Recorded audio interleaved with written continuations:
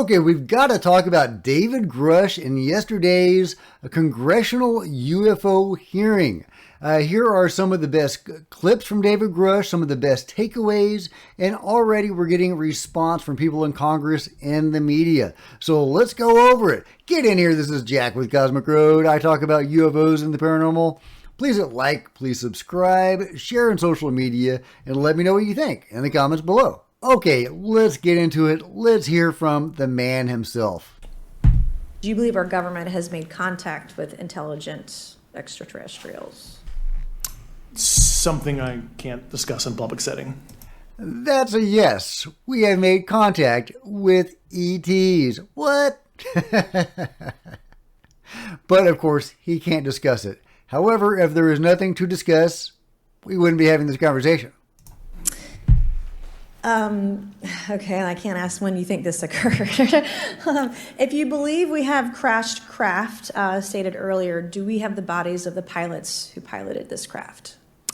As I've stated publicly already in my News Nation interview, biologics came with some of these recoveries, yeah.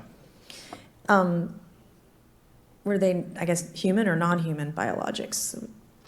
Non-human, and that was the assessment of people with direct knowledge on the program I talked to that are currently still on the program. There you go. Non-human bodies have been recovered. I found this response very interesting. Was this documentary evidence, this video, photos, eyewitness? Like, how would that be determined? The specific documentation I would have to talk to you in a skiff about. What is it about the documentation that is so confidential and classified that he can't even reveal what form it takes, whether it's a file or a video or whatever? That is really intriguing to me. But what are we talking about? What's this all about? Well, Dave Grusch lays it out for us. I was informed in the course of my official duties of a multi-decade UAP crash retrieval and reverse engineering program, to which I was denied access to those additional read-ons when I requested it. I made the decision, based on the data I collected, to report this information to my superiors and multiple inspectors general, and in effect becoming a whistleblower. As you know, I've suffered retaliation for my decision, but I am hopeful that my actions will ultimately lead to a positive outcome of increased transparency. Well, they've already started, Dave. You are doing good. Thank you so much. But a lot of his responses went like this.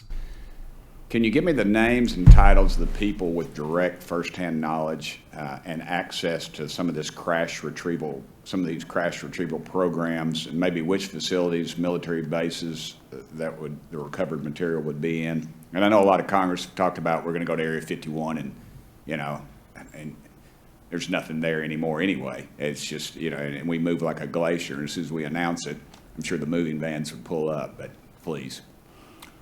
I can't discuss that publicly, but I did provide that information both to the Intel committees and the Inspector General. And that's how many of his responses went. I can't talk about this publicly, but he has already given this information privately to members of Congress and the Inspector General. So, yeah, the information is there, and some people have been sitting on it for 2 years, not doing anything with it. So it would be really nice if some of this would be made publicly available to really put the pressure on them to actually do something. Unfortunately, so much of this stuff is classified and it needs to go through some sort of declassification procedure in order to be made available to the public. Hopefully that day is coming sooner than later. Because until we see the proof, this doesn't really constitute disclosure, does it? I mean, David Grusch is awesome. Here we have a high-ranking intelligence official publicly stating under oath in Congress that there are UFOs. First of all, there is a UFO crash retrieval program. Second of all, third of all, there is a reverse engineering program. And fourth, that people have been killed over this. And so really that is a form of disclosure, but until we see the actual proof, I don't think this is going to constitute disclosure for the bulk of the American public and the people of the world, of course. However, at least the members of the Senate are on it.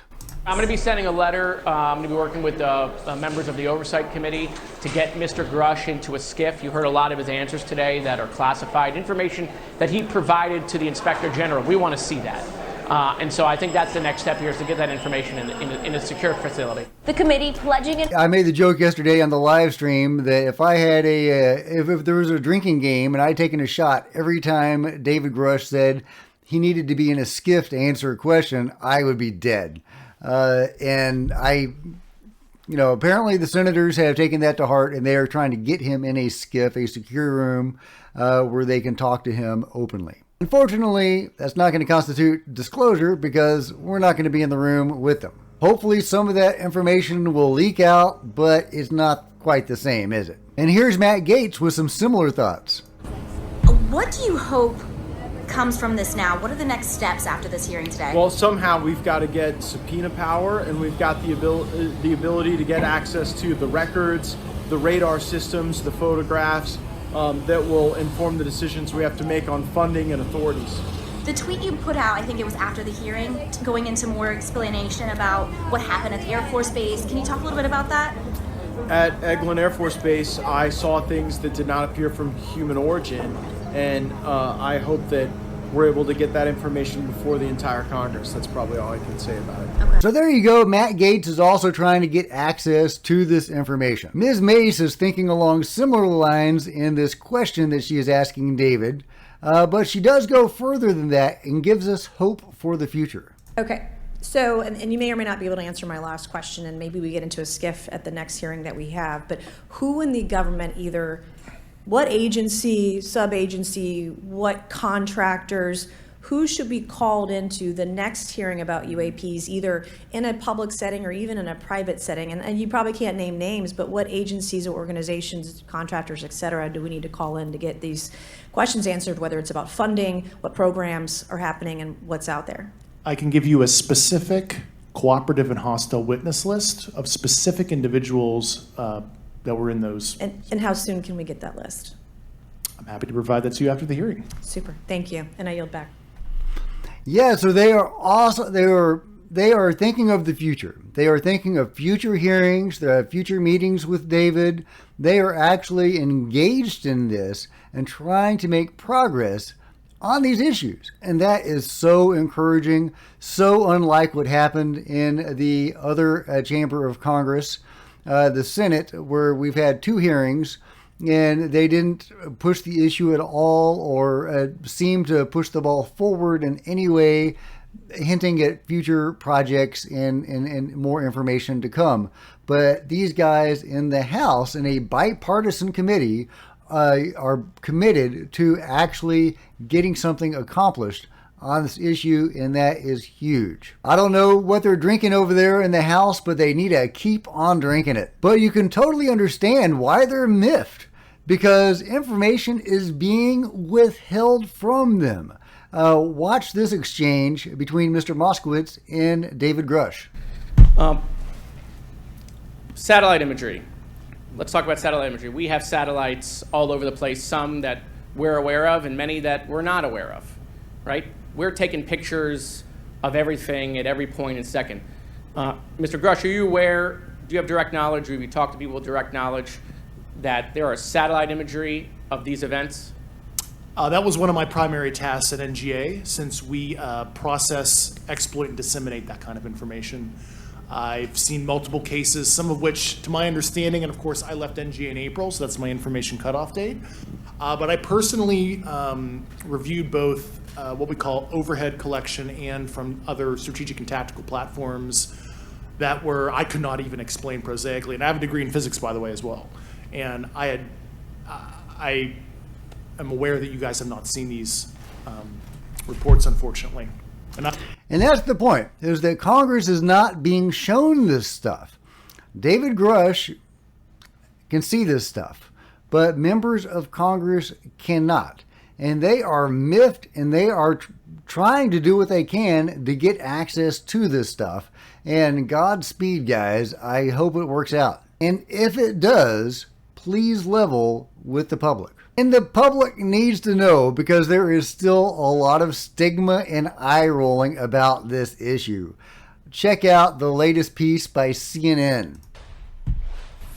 Well, as the world burns, many US lawmakers still argue man-made climate change isn't real. But if you want to talk UFOs, well, they will listen. A panel of the House Oversight Committee is holding a public hearing today on identified anomalous phenomena. Military veterans have testified on what they call a very real national security threat and whether UFOs come from Earth or somewhere else. There are bipartisan calls for the government to share more about what it knows. For the latest, CNN's Tom Foreman is live in Washington. And Tom, this hearing's been going for several hours. What has come out of it so far? Well, if you're a conspiracy theorist or somebody who really believes something's out there, this has been Christmas and New Year's and your birthday all rolled up into one, because an awful lot of things have come out. Testimony about things that have been seen by these witnesses who are former military men while they were flying. Okay, I'm not going to force you to watch the whole thing, but there you go. It's Christmas for conspiracy theorists, and we're all a bunch of kooks, and this is a bunch of crazy nonsense. So, yeah, so clearly some work needs to be done in the public sector and getting the public up to speed and getting certain news agencies to take this issue more seriously. So hopefully if Congress can get access to this material that David Grusch is directing them to and telling them how to get, then hopefully steps can be taken and there will be some transparency, as David Grusch has said that it is his goal to provide. So let's hope that happens, guys. This has been my roundup of some of the chief takeaways and best moments of the David Grusch UFO hearing. So let me know what you guys think. Is this disclosure? Did disclosure just happen yesterday? What about all the little individual things? If you've seen the hearing, you know, some of the information that came out was really interesting. That the Matt Gaetz UFO stuff, the giant, football stadium-sized UFO. We have David Grusch talking about the Men in Black taking people out, and all sorts of interesting stuff. Obviously, it is now part of congressional record that there is a UFO crash retrieval and reverse engineering program, and the mainstream news is starting to pick this story up now and cover it, some dismissively, but some more seriously. So let me know what you guys think about all this in the comments below. If you've enjoyed this video, give me a big thumbs up. I sure would appreciate it. Smash the subscribe button and the bell to be notified of future videos. You don't want to miss a thing. Join me on Facebook and Twitter or Xer or whatever we're supposed to call it. And I'll see you next time. There's plenty of other videos to check out on the channel. This is Jack the Cosmic Road signing out.